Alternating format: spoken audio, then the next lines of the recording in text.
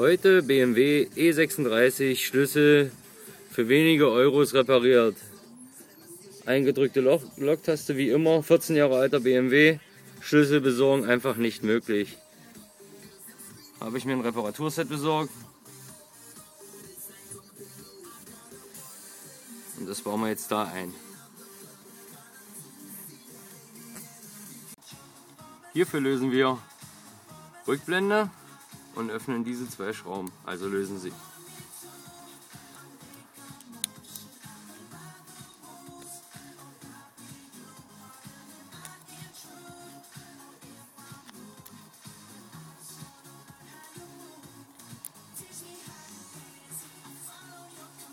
Kann man die Rückblende aufmachen und sieht schon mal gleich, dass man die falsche Batterie geschickt gekriegt hat.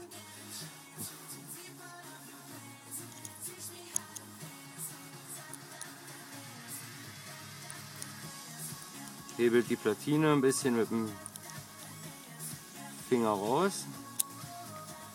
Ist ein bisschen fummelig.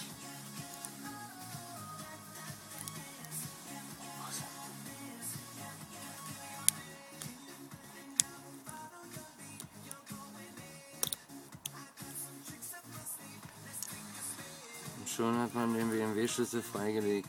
Reparaturmaßnahme A hat nicht funktioniert. Merken, wie der Chip drin liegt. Und dann die andere einbauen. Neues Druckpad eingebaut. Das Laufwerk will er rein.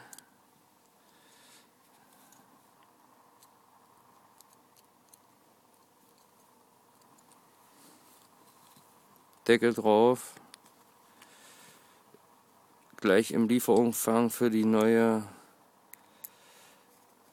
Gummimatte waren 2 neue Schrauben zum Zusammenschrauben. Das ist auch ganz gut. Die anderen sind ziemlich lediert, wenn man sie rausgeschraubt hat einmal.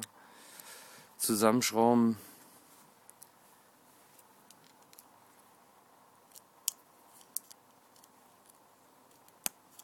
Blende drauf, Schlüssel fertig, funktioniert. Alles im Lot.